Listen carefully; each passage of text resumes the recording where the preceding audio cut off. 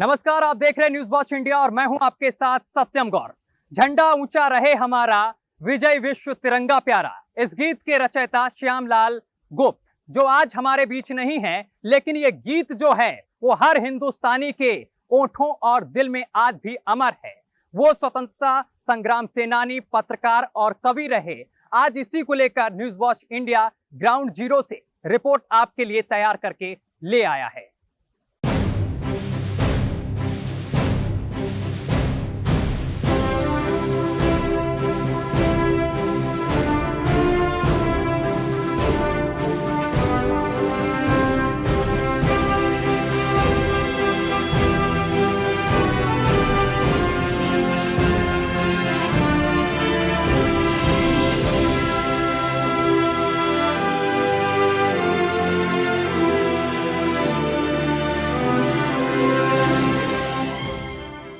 कानपुर नगर के तहसील नरवल में 9 सितंबर 1886 में देशभक्त श्यामलाल गुप्त का जन्म हुआ था और 10 अगस्त 1977 को उनका निधन हो गया था।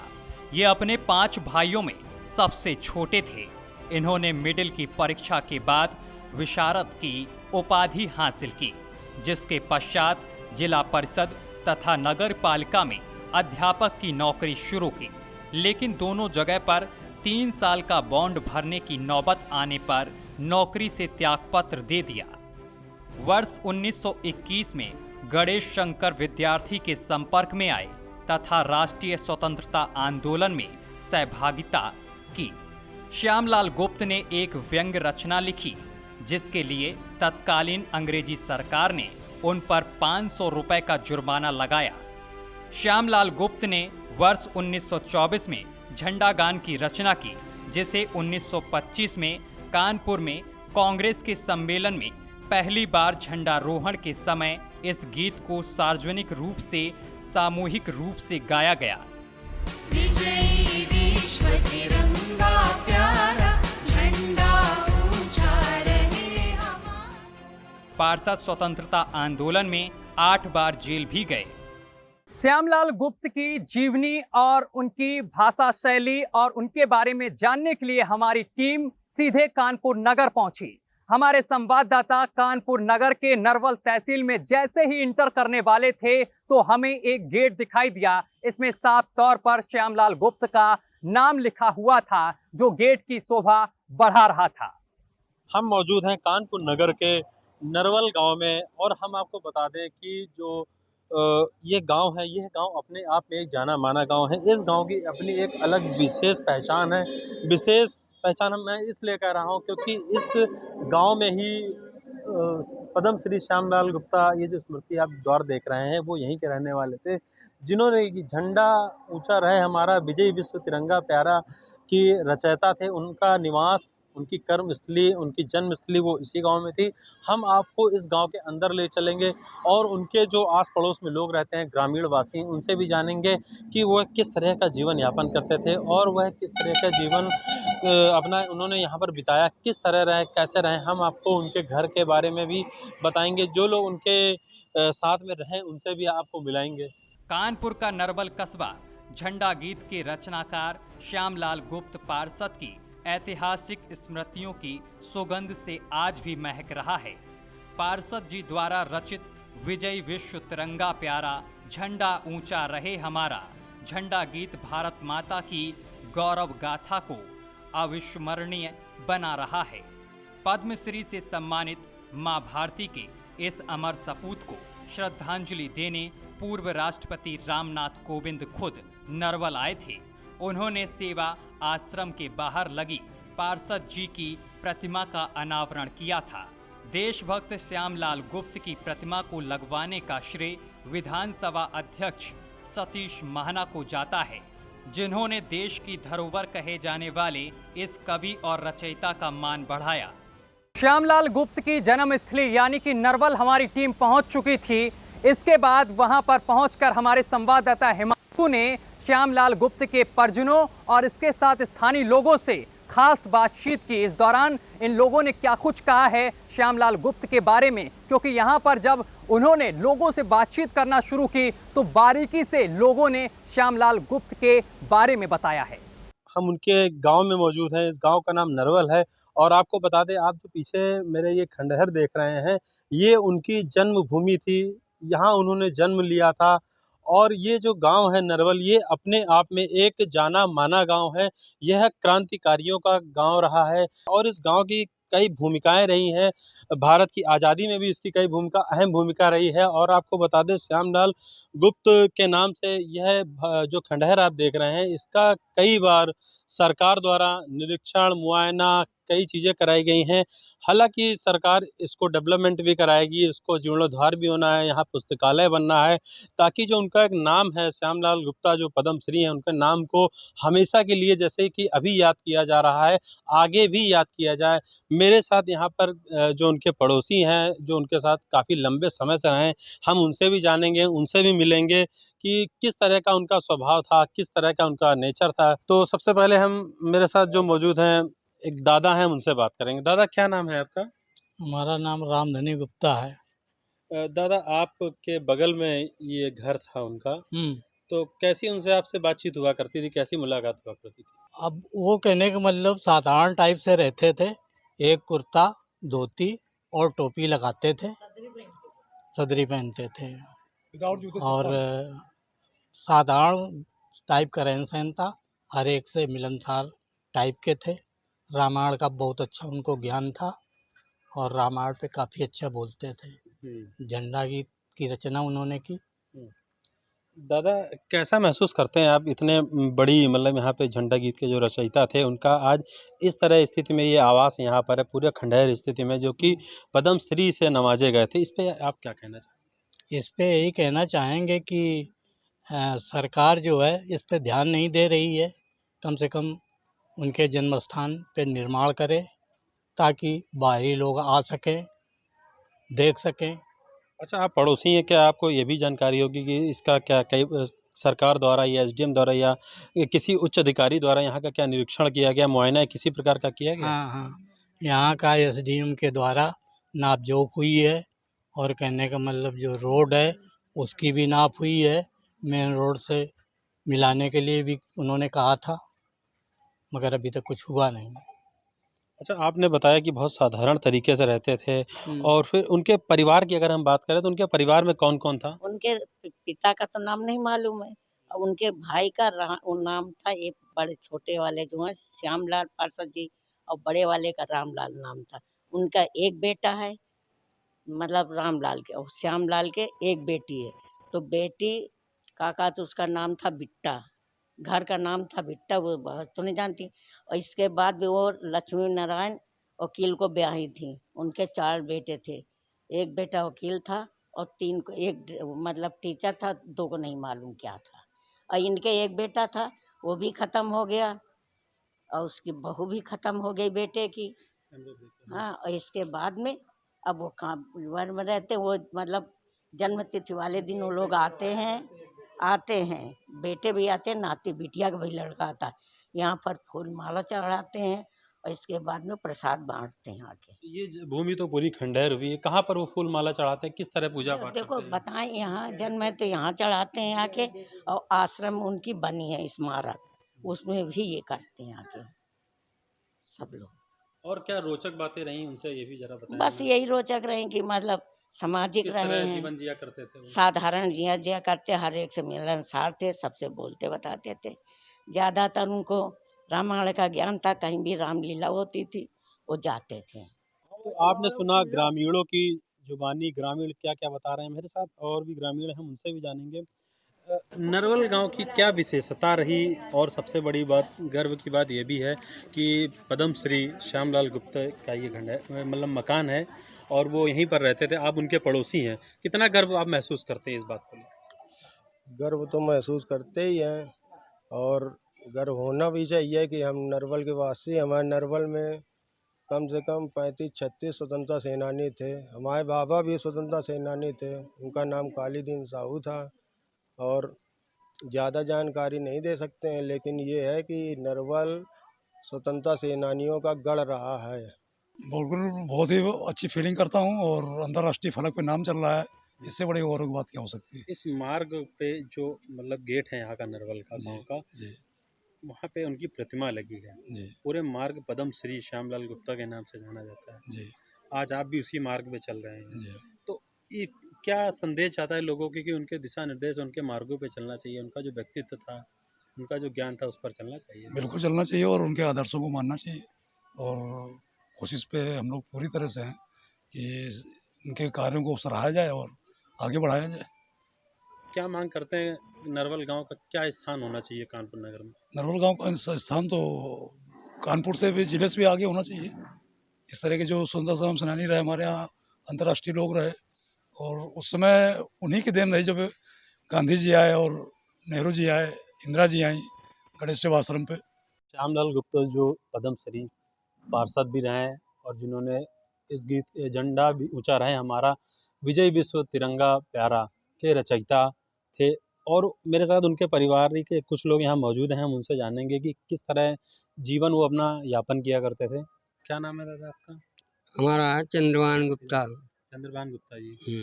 दादा, पार्षद जी कौन आपके थे? रिश्ते में क्या थे? दादा थे, हमारे पिताजी से कुछ बड़े थे। हम्म, हाँ, किस तरह जीवन जिया करते थे? वो साधारण जीवन जिंदगी गुजारे हम्म, और इंदिरा गांधी की समझ से बीच में बैठे रहे हम्म, और कुछ ऐसे उदाहरण दिए उन्होंने हम्म, देश क्रांति के लिए हम्म। और कार्य भी किए। अच्छा, उदाहरण की बात अगर आपने करी तो क्या उदाहरण रहा? कोई एक उदाहरण बताएंगे आप हमें? उदाहरण के लिए हम क्या बताएं उनकी, हम बहुत छोटे थे उस समय जो उनका संपर्क हुआ। हम्म, तो धनुष यज्ञ में जाते थे, रामलीला में, और उनके और मैंने सुना था कि कुछ इंदिरा गांधी के संबंध से कुछ काम भी काम करवाते थे। मेरे साथ जो उनके साथ में रहे हैं, काफ़ी लंबा समय जिन्होंने बिताया, सूर्यकांत गुप्ता जी हैं, हम उनसे बात करेंगे कि किस तरह का स्वभाव था, किस तरह का जीवन वो यापन करते थे, क्या पसंद था उनको? स्वभाव तो उनका बहुत सीधा सरल था और बच्चों से विशेष उनको प्रेम था। बच्चों के साथ खेलना कूदना और देश के प्रति कूट कूट के उनके अंदर भावना भरी हुई थी। क्या विशेषता रही? कुछ ऐसी रोचक बातें बताइए, जैसे गौ रक्षा अभियान आपने बताया, जूते के चमड़े के जूते नहीं पहनते थे, ये क्या था पूरा? वो गोरक्षा अभियान में उन्होंने चूंकि चमड़े से बने जूते थे उनको पहनना छोड़ दिया था और कुछ दिनों बाद कुछ ऐसा कारण हुआ कि उन्होंने जूते भी छोड़ दिए। अच्छा, कितना समय लगभग आपका बीता उनके साथ? अब मेरा समय उनका बताया कि दोनों जगह के पड़ोसी थे, तो अब हम लोग पड़ोसी के हिसाब से रोज़ का मिलना बैठना था। वो हमारी दुकान पे शाम को बैठ जाते थे और कानपुर भी चले जाते थे। वो कानपुर में कौन था उनका? कानपुर में उनकी एक लड़की थी, उनके दामाद थे वकील, और एक भाई का लड़का था जिसके साथ वो रहते थे। कानपुर में अध्यापक था वो बच्चा। लगभग गांव में अगर बात करी जाए तो किस तरह के विकास कार्य अभी नहीं हुए हैं जो कि होने चाहिए?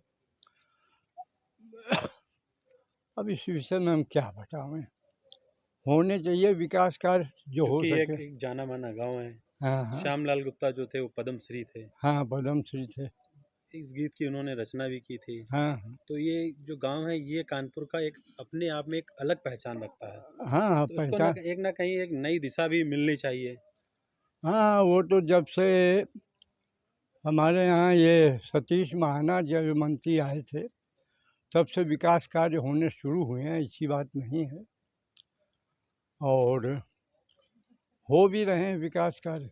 देश के राष्ट्रकवि भी थे, उनके द्वारा झंडा गान का लिखा हुआ था, वो रामायण ही थे। वो रामायण उनको कंठस्थ थी, याद थी पूरी रामायण उनको, और उन्होंने कभी जो है जूते नहीं पहने। पार्षद जी ने जब तक देश स्वतंत्र नहीं हो जाएगा तब तक ना छाता लगाऊंगा ना जूते पहनूंगा। उनका कार्यस्थल फतेहपुर था, तो वहाँ की एक बार अंग्रेज जो गवर्नमेंट का डीएम था उसको कुर्सी से उठा के फेंक दिया था कि मैं यहाँ का डीएम हूँ। उनका जो है वहाँ पर स्टेशन में सब लिटरेचर वगैरह लगा हुआ है। वो यहाँ पर जब रहते थे सामने तो हम लोग उनके पास बैठते थे और रामायण के जो है वो मर्मक ज्ञाता थे, तो उनसे ज़्यादा रामायण भी सुनते थे। उन्होंने परिवार नियोजन के बारे में लिखा था कि दुई दुई सुत सब भाइन केरे भय रूप गुर सीर करें रे दुई सुसिंदा सीता जाए लौकुश पोय पुराणन गाए। उन्होंने ये लिखा था फैमिली प्लानिंग के लिए। उन्होंने ये गणेश शंकर विद्यार्थी की कर्मभूमि और स्वर्गीय श्री श्यामलाल पार्षद की जन्मभूमि है। यहाँ पर विकास के नाम पर यह तहसील आई है और उन्होंने एक दोसर वैश्य विद्यालय खोला कानपुर में, और ये श्यामलाल पार्षद जी के नाम से बालिका विद्यालय खोला जो पहले गणेश सेवा आश्रम पर चलता था। अब इन प्रेजेंट टाइम जो है ये गवर्नमेंट बालिका विद्यालय स्वर्गीय श्री श्यामलाल पार्षद जी के नाम से है। इसी कड़ी में हम जो गांव के प्रधान हैं सुदीप शिवहरे उर्फ टाइगर, हम उनसे भी जानेंगे कि वो कितना गौरवान्वित महसूस करते हैं, उनके लिए ये पल क्या कहता है। सबसे पहले आपका स्वागत है न्यूज़ वॉच इंडिया में। इधर देखिए, तो आप यहाँ के प्रधान हैं, उस गांव के आप प्रधान हैं जहाँ से इस झंडा ऊंचा रहे हमारा इस गीत का निर्माण हुआ, रचयिता यहाँ रहते थे, कितना गर्व महसूस होता है? भैया ये पहली बात तो आपको बहुत बहुत धन्यवाद। दूसरी एक चीज़ हम ये कहना चाहेंगे कि ये एक गांव के गर्व महसूस करने वाली तो अलग की बात है। गांव तो गर्व, गांव और क्षेत्र तो गर्व महसूस करे, पूरे भारतवर्ष में गर्व की बात है कि हमारे गांव से पद्मश्री श्यामलाल गुप्त पार्षद जी जो इनका जन्मस्थली है यहाँ पे, और उनके द्वारा राष्ट्रगीत की रचना हुई और जो पूरे भारत में जो राष्ट्रगीत गाया जा रहा है, ये हमारे ही नहीं, हमारे सारे उत्तर प्रदेश भारतवासियों के लिए गर्व का विषय है। और दूसरी एक चीज़ ये हम आपको बताएं कि उनके उसमें जो जहाँ पे ये गांधी आश्रम है वहाँ पे उनकी मूर्ति भी लगी हुई है, और उस मूर्ति के उसमें कई बार हम लोगों ने प्रयास किया कि इसमें एक छतरी लग जाए, वो तभी किन्हीं कारणों से नहीं हो पाया। तो हम ये भी चाहेंगे कि जो भी सक्षम लोग हैं उसमें करके कि उनकी जो मूर्ति लगी वहाँ पे एक जो है छतरी लग जाए और आश्रम का थोड़ा सा जीर्णोद्धार हो जाए, जिससे चूँकि आश्रम से जुड़ी और ऐतिहासिक चीज़ें हैं।